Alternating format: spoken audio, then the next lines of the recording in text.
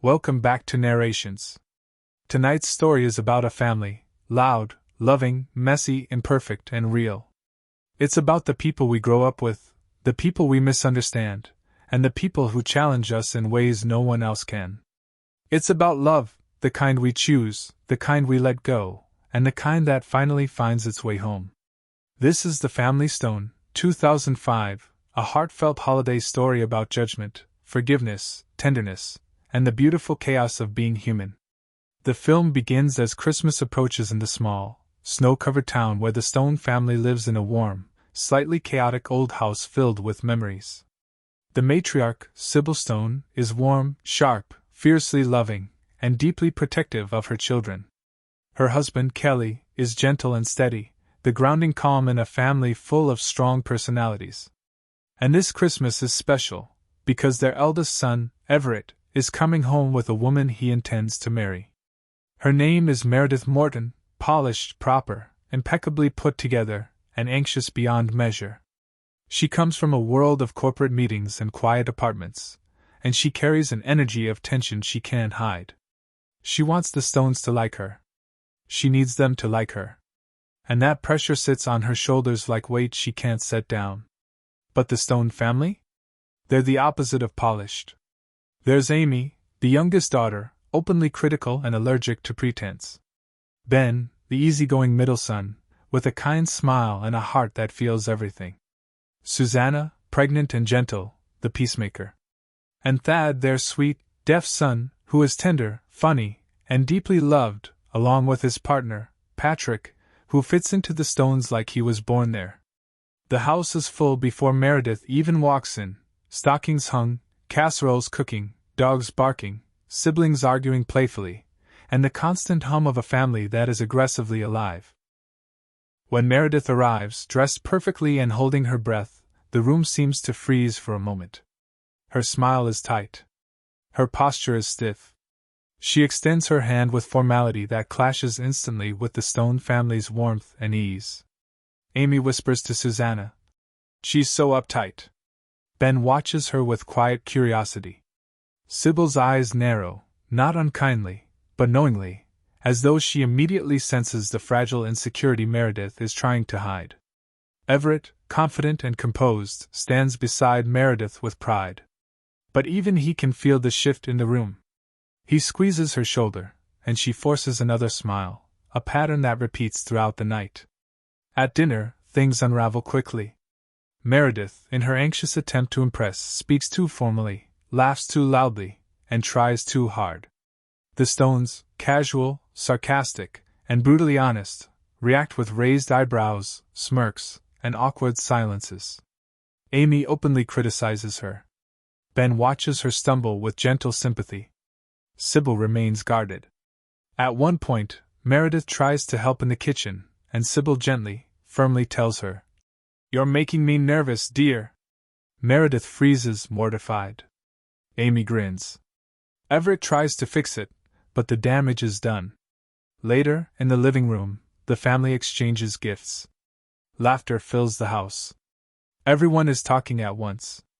Meredith sits stiffly, holding a mug she doesn't know what to do with, wishing she could disappear. She doesn't understand this kind of closeness, the unfiltered, unpolished kind that the Stones breathe naturally. When bedtime comes, Meredith's anxiety reaches its peak. She's been assigned to share a room with Amy, the one Stone who dislikes her the most. Panicked, Meredith blurts out, "I think I'll get a hotel." The room goes silent. Everett looks hurt.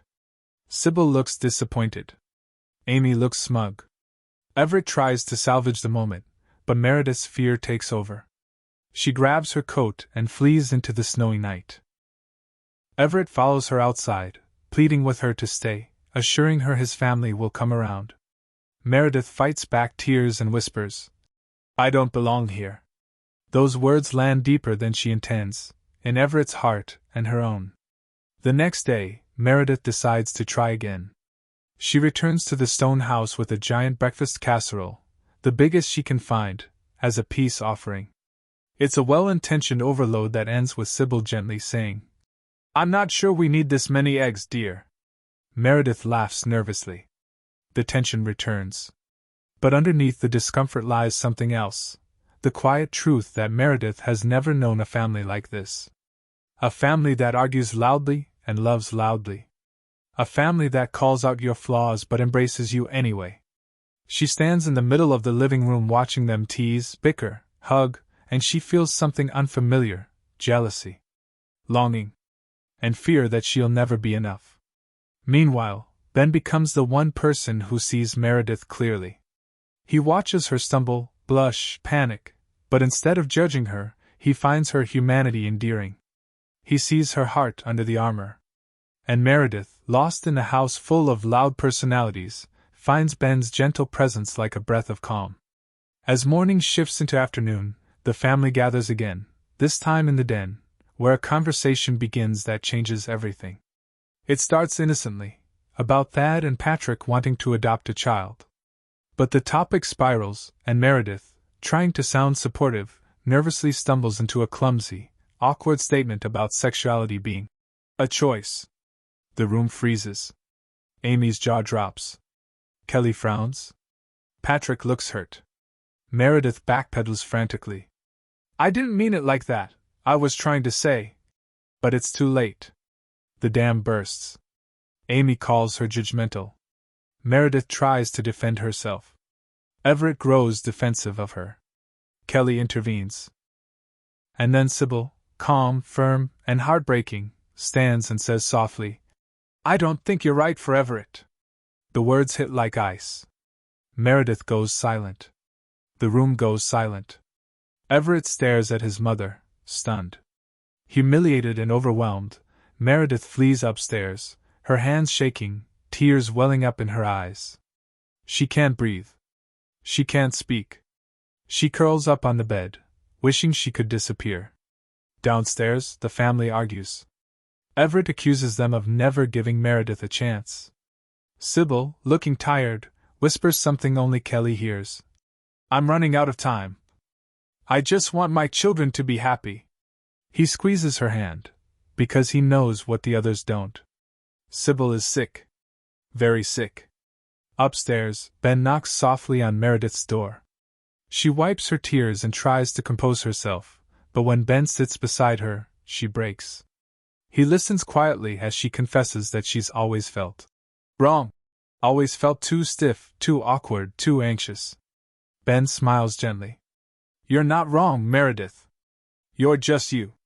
It's the first kindness she's felt since arriving. It cracks something open inside her. And something begins to shift, quietly, invisibly, setting the stage for a holiday none of them will forget. Because in this house full of laughter, love, grief, and imperfection, everyone is about to discover something they didn't expect, including who they truly belong with. The Stones' house has always held noise, laughter, teasing, arguments, but on this particular Christmas, it holds something heavier, tension that sits in every corner, unspoken truths, and a woman upstairs crying quietly because she feels like she doesn't belong. But life has a way of turning even the most painful moments into something meaningful. The next morning, a hush falls over the Stone household. Snow drifts softly outside, and inside there's a sense that everyone is trying a little too hard to pretend things are normal. Sybil, exhausted but hiding it well, tries to keep the day moving. Kelly watches her from across the kitchen, his eyes full of love and fear, because he knows her time may be running out. Everett, still upset, confronts his mother gently in the hallway. You didn't even give her a chance, he says. Sybil touches his cheek. She's not herself with you, she whispers. And you're not yourself with her. It's the kindest, hardest truth he's ever heard. Downstairs, Meredith decides to make one last attempt, to stop trying so hard, to simply exist. She joins the family breakfast in a sweater that's much softer than her usual crisp suits. Her voice is calmer. Her guard is lower. Even Amy looks surprised. But the real shift begins when Amy and Meredith accidentally swap pajamas during the chaotic morning. Meredith emerges in Amy's old flannel sleep shirt, oversized, nostalgic, and unexpectedly adorable. The room bursts into laughter. Not mocking. Not cruel. Just warm, genuine amusement. For the first time, Meredith blushes in a way that isn't painful, and she laughs with them. Really laughs. Something inside her loosens. Meanwhile, Everett, still tense, heads out for last-minute errands. And who does he bump into? Julie. Meredith's sister. Julie is everything Meredith isn't: warm, grounded, relaxed. The instant Everett sees her, the emotional fog inside him shifts. A spark flickers. Something gentle, unexpected. Julie smiles easily. Everett, for the first time all week, smiles back. Back at the house, Meredith tries to help in the kitchen, but chaos follows her like a shadow. She knocks over a bowl, a pan, a mug, and finally, in a panic, drops an entire pot of sticky breakfast casserole onto the floor. It splashes everywhere: walls, clothes, shoes. Meredith freezes. Silence. And then, Ben laughs. A warm, full, honest laugh that fills the room. Meredith's face slowly breaks into a smile because suddenly she sees the truth: she doesn't need to impress anyone here. She can just be human. Ben helps her clean up. They talk. They share quiet confessions. Meredith finds that around Ben, she breathes easier. Feels lighter. Feels more like herself than she has in a long time. Later that afternoon, the entire family goes sledding, a chaotic, messy activity Meredith never would have dared before. She screams, tumbles, rolls into the snow with Ben, and emerges breathless and laughing. For the first time, she fits. But the shift becomes undeniable that night. Everett returns home and finds Julie sitting with the family, comfortable as if she's known them forever. He watches her with a softness he's never shown Meredith.